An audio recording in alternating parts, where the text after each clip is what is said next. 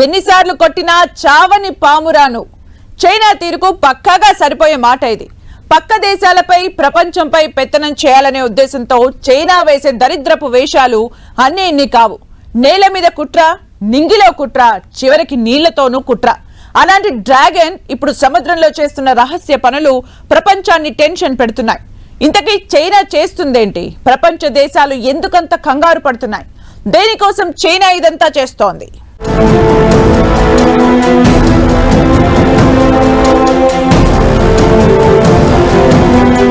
నింగి నేల కాదు, సముద్రంలోనూ కుట్రలే.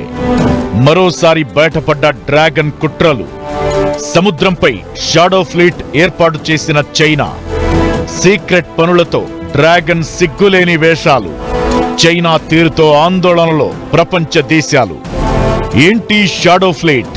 ఎందుకంత డేంజర్?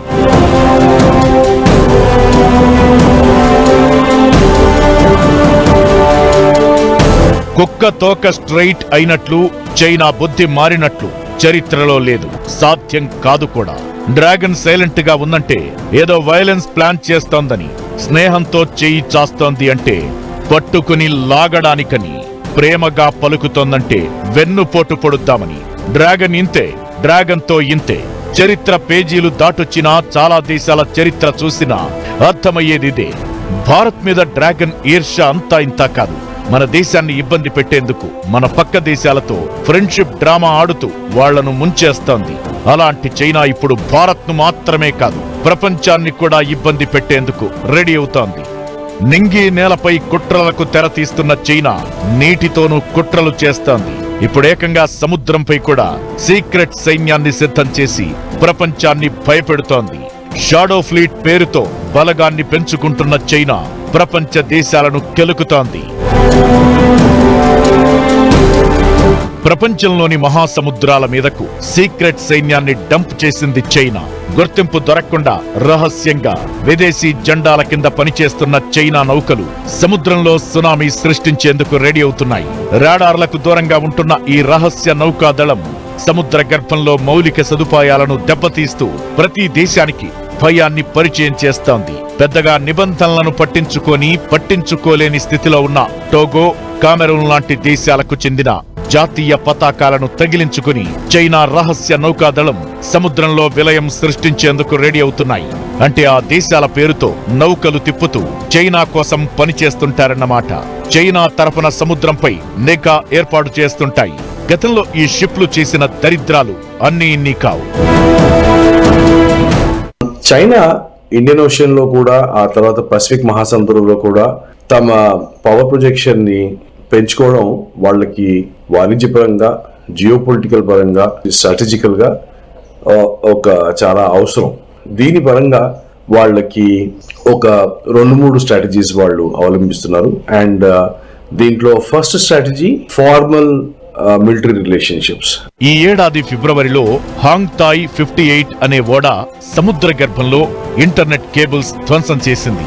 ఆ తరువాత షున్సింగ్ 39 అనే మరో నౌక ప్రపంచ కమ్యూనికేషన్లను లింక్ చేయడంలో కీలకమైన ట్రాన్స్ పసిఫిక్ కేబుల్స్ ను లక్ష్యంగా చేసుకుందనే అనుమానాలు వినిపించాయి.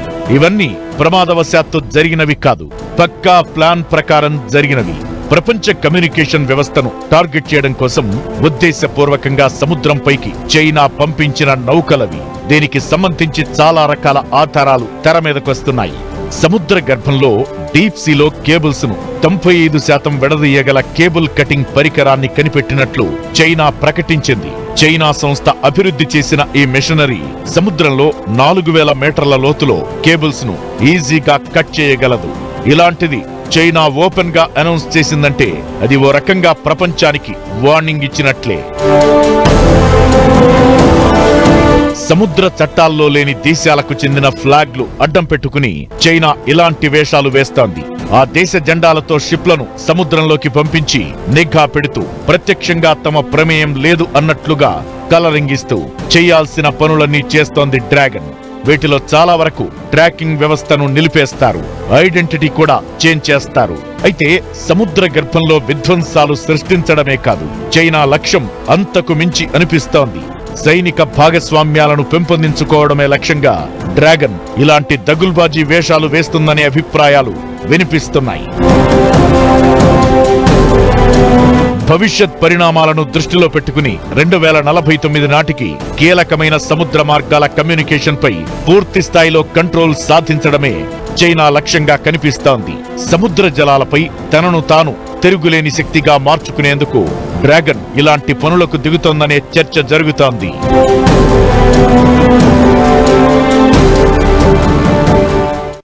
చైనా ఏం చేసినా, అడుగు తీసి అడుగు వేసినా దాని వెనుక భారత్ ను టార్గెట్ చేసే కుట్రే ఉంటుంది. సముద్ర జలాలపై పట్టు సాధించాలనుకునేది కూడా అందుకే. మరి భారత్ ఎలా రియాక్ట్ అవుతోంది? చైనా కుట్రలకు ఎలా చెక్ పెడుతోంది? చైనా షాడో ప్లేడ్ తో ప్రపంచ దేశాలపై ఎలాంటి ప్రభావం ఉండబోతోంది?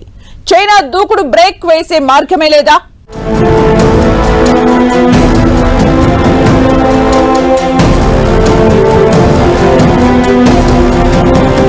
భారత్ టార్గెట్ గా సముద్రంపై చైనా దూకుడు. చైనా జోరుకు భారత్ ఎలా బ్రేక్లేస్తోంది?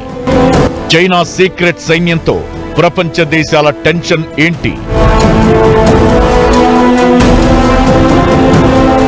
2049 నాటికి హిందూ మహాసముద్రంతో పాటు పసిఫిక్ జలాలపై ఆధిపత్యం సంపాదించడమే లక్ష్యంగా చైనా అడుగులు వేస్తోంది.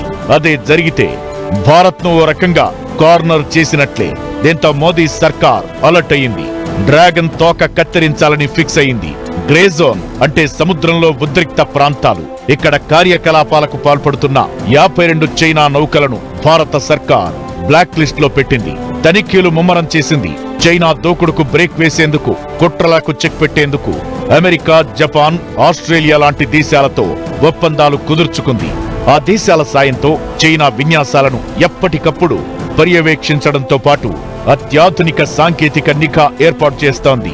విమాన వాహక నౌకలు, పెట్రోలింగ్ విమానాలు, జలాంతర్గామి విన్యాసాలు చేపడుతూ సముద్ర జలాల్లో చైనా దూకుడుకు కళ్లెం వేసే ప్రయత్నాలు చేస్తోంది. చైనా షాడో ఫ్లీట్ పెరుగుదల అనేది సైనిక పరంగా వ్యూహాత్మక చర్యలకు మాత్రమే పరిమితం కాలేదు. మరో విషయాన్ని కూడా తీవ్రంగా ప్రభావితం చేస్తోంది. 2500 కంటే ఎక్కువగా ఉన్న షాడో ఫ్లీట్ నౌకాదళం సముద్రంలో నిషేధించిన ప్రాంతాల్లో చేపల వేట కొనసాగిస్తోంది. చేపల వేట మీద ఆధారపడిన అర్జెంటీనాతో పాటు హిందూ సముద్ర జలాల్లోని దేశాల ఆర్థిక వ్యవస్థపై ఇది తీవ్రంగా ప్రభావం చూపిస్తోంది. 500కు పైగా చైనా ఫిషింగ్ నౌకలు అర్జెంటీనా తీరానికి చేరుకుని చేపలు పడుతున్నట్టు గుర్తించారు. అర్జెంటీనా ఆర్థిక వ్యవస్థకు కీలక వనరైన స్క్విడ్ చేపలను పట్టేందుకు శక్తివంతమైన లైట్లను వినియోగిస్తున్నాయి. ట్రాకింగ్ నిలిపివేయడంతో వాటిని పట్టుకోవడం కూడా అధికారులకు ఇబ్బందిగా మారుతోంది. ఇంటర్నేషనల్ వాటర్స్ లో కాన్ఫ్లిక్ట్, సముద్ర నౌకలు ఏవైతే ఉన్నాయో, అంటే నేవల్ నౌకలు ఏవైతే ఉన్నాయో అవి వస్తే అది ఒక కాన్ఫ్లిక్ట్ కి దారితీసే అవసరం ఉంది. సో చైనా ఏం చేస్తోందంటే పెద్ద వెసల్స్ ఫిషింగ్ పేరుతో వాటిని స్పాన్సర్ చేస్తోంది. అవి తిరగడానికి వాళ్ళకి డీజిల్ సబ్సిడీ ఇస్తోంది. అవి తయారు చేయడానికి డీజిల్ సబ్సిడీస్ ఇస్తోంది. సముద్రంలో తమ ఆర్థిక వనరులను దోచుకుంటున్న చైనా దూకుడుకు కళ్లెం వేసేందుకు అర్జెంటీనా సర్కార్ అమెరికాతో కలిసి పోరాడుతోంది. అయితే మహాసముద్రాల్లో చైనా దూకుడుకు త్వరగా కళ్లెం వేయకపోతే సముద్రంపై డ్రాగన్ పెత్తనం పెరగడంతో పాటు కొన్ని దేశాల ఆర్థిక వ్యవస్థలు ప్రభావితమయ్యే అవకాశముంది. చైనాకు చెక్ పెట్టేందుకు భారత్ ఎప్పటికప్పుడు ప్రయత్నాలు చేస్తూనే ఉంది. అయితే గ్రే జోన్లో డ్రాగన్ కార్యకలాపాలు పెరుగుతున్న వేళ ప్రపంచ దేశాలు ఎలా రియాక్ట్ అవుతాయన్నది ఆసక్తి రేపుతోంది.